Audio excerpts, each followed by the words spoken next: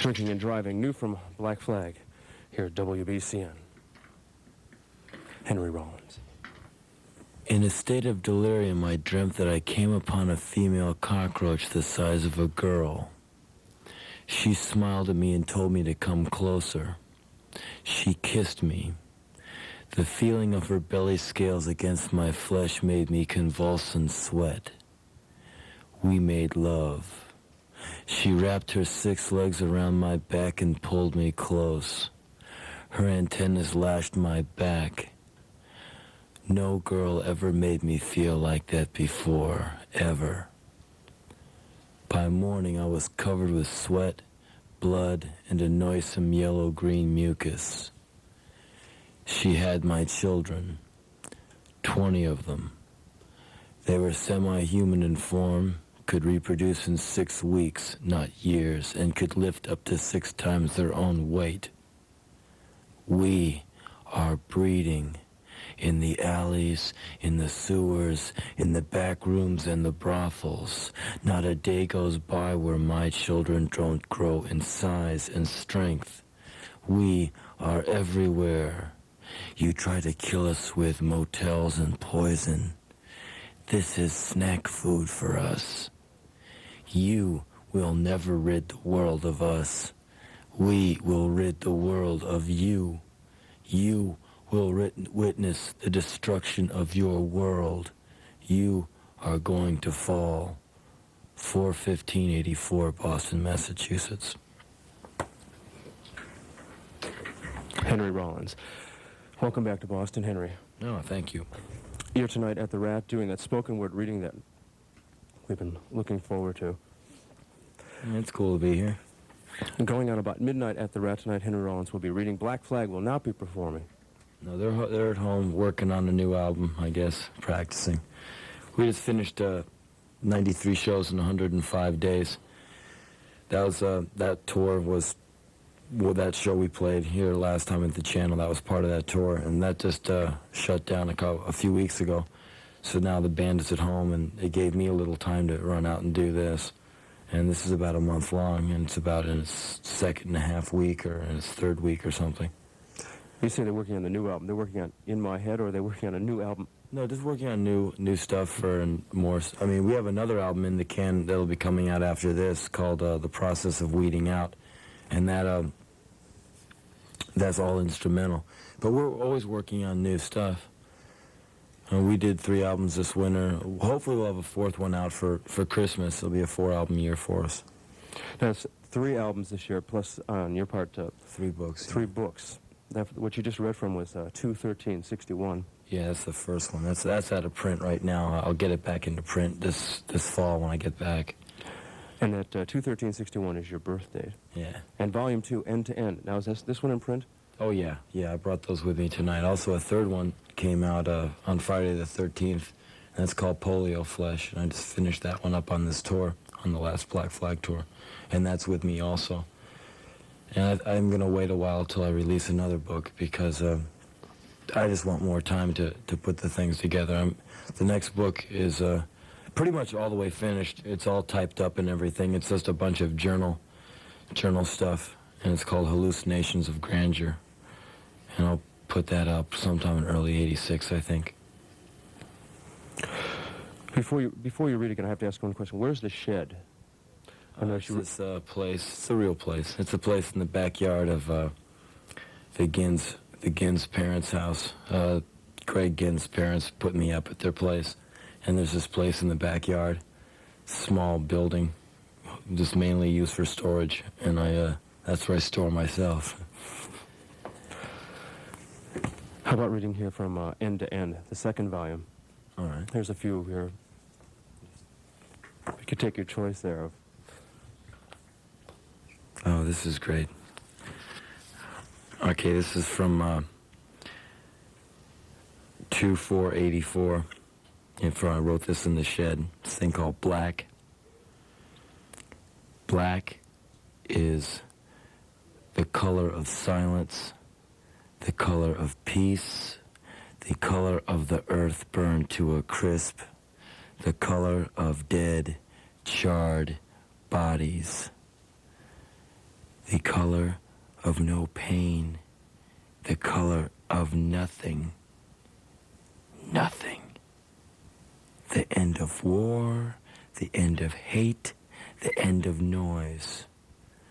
The color of infinity, the color of alienation's vacuum, the color of insanity's dream, the color of reality's nightmare, the color of the full circle realized, ultimate, final harmony. Because after a while, you just want to end all the pettiness. Like tonight I go to the Rat, and the bouncer's some low-life guy, who probably works for a bad wage. He's got to get back somehow. He's got to redeem his identity by dumping on someone else. And that's no way to be. I mean, any of you people that are listening, if you should never do anything like that to anybody. Never feel that you have to dump on someone else to establish your own self, because that just perpetuates the death machine. That's how cops get off. That's how people who try and stab your back get off, because they don't have their own soul or their own mind or their own heart. Therefore, they got to take yours. And that's not trying to get into no heavy trip, though, but, like the guys at the door tonight were being very nasty to me, I guess, maybe because I'm going to go do this thing tonight, and all they're going to do is tear tickets. I don't know, but it's just, you don't have to be like that. We can work in a much more positive way. A bum stood at the Lucky Market right in front of Artesia and Blossom. He was begging for money. He looked pretty pathetic, dressed in rancid, oily clothes. He smelled like cigarettes and urine. "Can you spare a dime?" he would ask. People would shake their heads or walk away around him. He was getting nowhere. 2 hours went by. No money. Not a cent. "Please, a dime," cried the bum. A middle-aged man walked by him, heard his plea, and laid upon him a mint-new dime from his pants pocket. "Thank you, sir, thank you," shouted the bum. Dime in hand, the bum limped over to a phone booth and called in the airstrike. And that's some low-grade humor, but you know how it can get. Would you like me to do something else? How about pro tips from Henry Rollins, or possibly the Apocalypse Now, or maybe Rock Me, or Madonna's a delightful one as well. All right, I'll do the pro tips from Rollins, because I haven't read this for about 2 years or so. I know a lot of you guys out there have problems with women, and you're talking to a guy who has absolutely no problems with women. No women, no problems, see. But if you've got more guts than that, if you have more intestinal fortitude to go out there and forge and chase the babes, you're going to need some tips. Yeah, because you just don't walk out there and have them chase you down the street. I mean, sure, it happens to me, but like I said, you're going to need some help out there, and who better than some slob like me to tell you how to get it happening? So here's some pro tips from Rollins on how to get some women happening.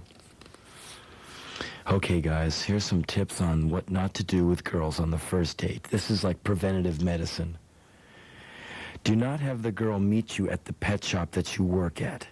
You are covered with lice, mites, ticks, and cat hair, and you smell like a cat litter box.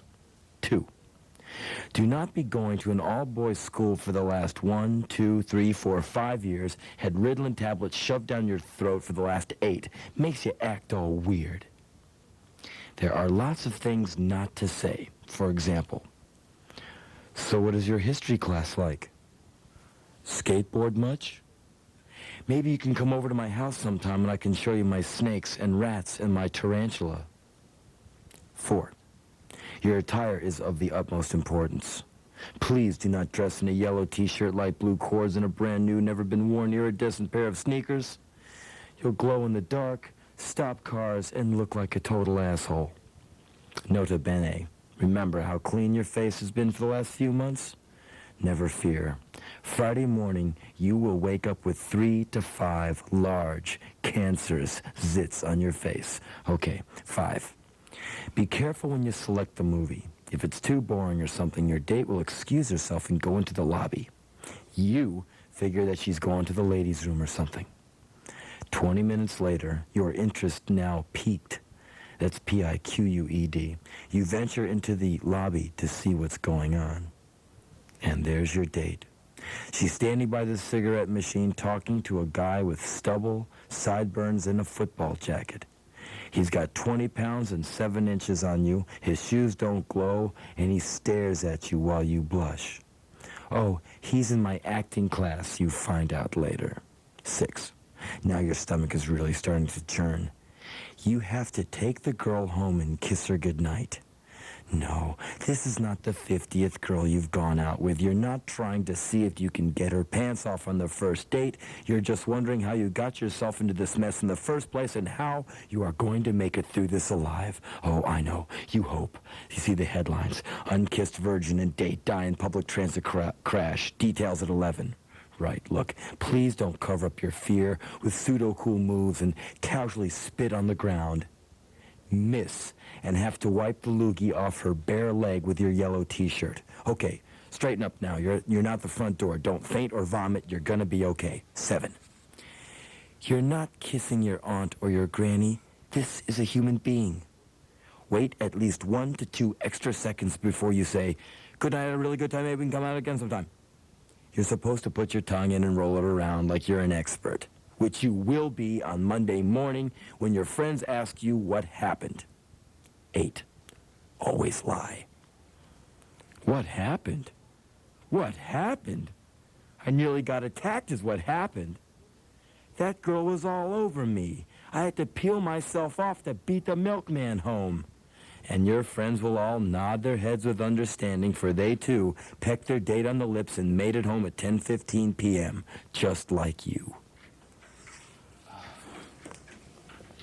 Bravo. See, now, I wrote that because I just wrote about my first date. That's all I did. And I really screwed up, so good advice would be, don't do all that stuff that I did do. So that's why I wrote that thing. I blew it bad. I spat on the girl. It's just the biggest drag. Very embarrassing. Very embarrassing. But I came in pretty cocky to class that Monday, because I made it and everything. Lied a whole bunch. It was pretty cool. And I've chosen to forget mine. My first date. Yeah, I saw her a few years after that when I was all cool and bitching and stuff. She said, "Do you remember me?" And I looked at her. Of course I remember. I mean, you could tell what she looked like. I said, "No." And then she goes like, and because I was in Black Flag, and she goes, "Oh," and she says, "I'm Diane. I went out with you once." And I said, "Oh, yeah," whip out the appointment book. "Yeah, I think I remember you." Yeah. Well, it was very, very crass. I mean, you try and save a little face, and you end up blowing it even worse. I should have just gone, "Yes, I remember you. Remember my sneakers and how inept I was?" But I didn't. I acted cool. Do you remember the movie? Yeah, it was Silver Streak. I'd already seen it before with my friend the weekend before, and I figured I liked it, and so I took her to see it, and she didn't like it. Yeah, I couldn't win. It was bad. It was really embarrassing. Because I'd never kissed a girl before. I figured, you're out of there. So I remember I think I kissed her and was out the door of the Watergate apartments she lived at in probably about 8 seconds. Wore down my sneakers. Walked 3 miles home because I felt so, great that I'd kissed a girl. It was really cool. This is WBCN. Henry Rollins in the studios here at 104. Henry, these are 2 volumes of the first series, Polio Flesh. It's a volume 3 or a whole new? That was volume 3. It's all the 21361 thing, because that's me. That's my number. That's my thing. So I just keep it. It's kind of like a magazine, because people who do books, sometimes there's great books and sometimes there's not so great books. So I'm trying to cover my ass. I just make these kind of manuals, You can They're kind of rough, thick pages. You can take them around, put them in your back pocket. It's kind of like the installment, you know, life on the installment plan. How about something from Volume 3, then? We've had 1 and 2. So Volume 3 is the most current, except for Hallucinations. Yeah, hallucinations things I read out of every once in a while, but I read some stuff that ended up in the polio flesh this last time I was here with you. And I'll find something real nice here. Oh yeah, this is good. This is a nice thing to read in Boston, because if you ever been in, you go to some nasty place and some guy fueled on Budweiser gives you a hard time, or, you know, rear ends your car or throws you down a flight of stairs or something.